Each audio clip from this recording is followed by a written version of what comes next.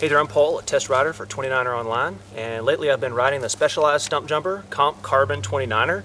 This has been a very exciting bike for me to ride. I haven't ridden a FSR in a long time, and this was a really fun experience.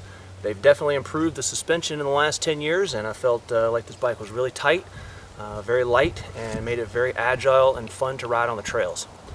Today I'd like to talk a couple things about those highlights, some of the things that made it a really great bike and some of the strong attributes.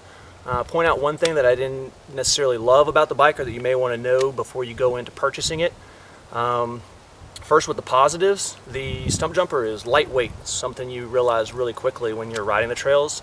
I would attribute that to the Carbon model. This is a front triangle is a carbon. You can really feel that on the trail, especially in the climbing. It has a very agile feel, and I felt very confident riding the bike. So that combined with the tightness of the suspension really gave me a fluid feeling in the turning, and there are some great corners and embankments out here on this trail. This trail I actually haven't ridden in a long time, so it was fun to test this bike. There were some sections that I was familiar with and confident in, and then there were some uncertain areas that I hadn't seen before, but the confidence that I had riding this bike really allowed me just to kind of blaze through those areas with a lot of confidence and a lot of strength. The only really negative attribute of this bike that I found while riding it was that the settings needed to be really dialed in to me as a rider. It took me a little bit of time to adjust the bike to feel right. Probably 2 or 3 rides to where I felt like it was really dialed in, where I felt confident and felt very connected to the bike. The auto sag was a neat feature on this bike, yet for me it seemed to add a little bit too much sag, so I had to add a few pounds to get it a little stiffer in the rear end where I like it.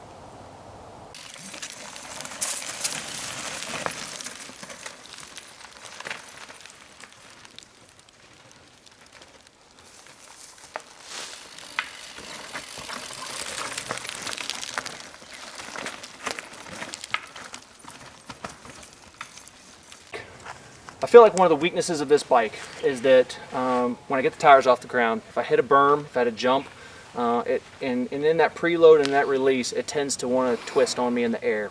It's different than other bikes that I've ridden in the sense that generally if I hit something and my tires leave the ground, I'm tracking, I hit the same line that I wanted to hit. On this, I kind of have to fight it in the air to keep it on target for where I want to land. I noticed that a couple of times on some downhills. I hit some root sections and landed a little bit funny and kind of got a little bit squirrely, just due to that fact that, you know, once I get in the air, I feel like I'm really fighting it to keep it in line.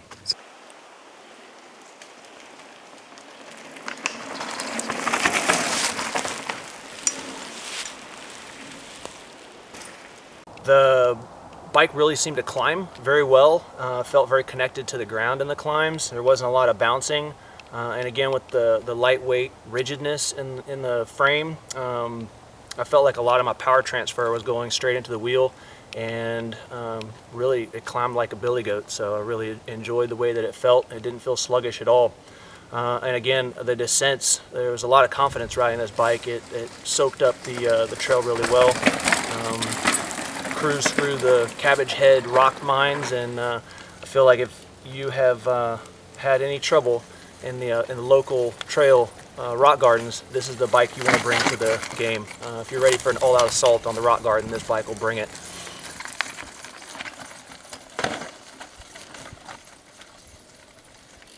The person that's going to get the most out of this bike is somebody that wants to really ride fast, that wants to enjoy an all-around trail experience. This thing, if you're confident going through rock gardens, this bike really tears it up.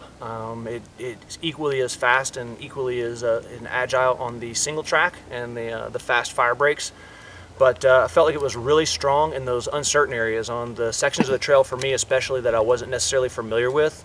I just let it go and dropped the hammer, and the bike really took care of a lot of the uncertainty for me. So if you're a person that likes to take risks, that likes to be creative in your riding, then this bike is one that you would really enjoy.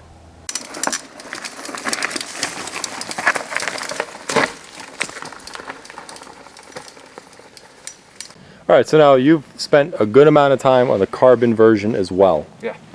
So what would you say the differences are between carbon and aluminum? Definitely there's the cool factor of riding a carbon bike. I like the look of carbon. It's sexy, it's carbon fiber, it's very cool. Honestly, on a full suspension mountain bike and in the terrain that I was riding, I did not notice a quality difference on the trail. I didn't notice it dampening the vibration. I didn't notice it being any more stiff than the aluminum bike. I didn't even notice a weight difference. I think there's probably a pound weight difference in the carbon as opposed to the aluminum, but I didn't even notice that being a factor in it. So for me personally, I would save my money on the aluminum and maybe upgrade a component or two as time goes on. Certainly carbon has come a long way. It's a really nice frame. I enjoyed riding it, but again, I didn't notice a tremendous difference.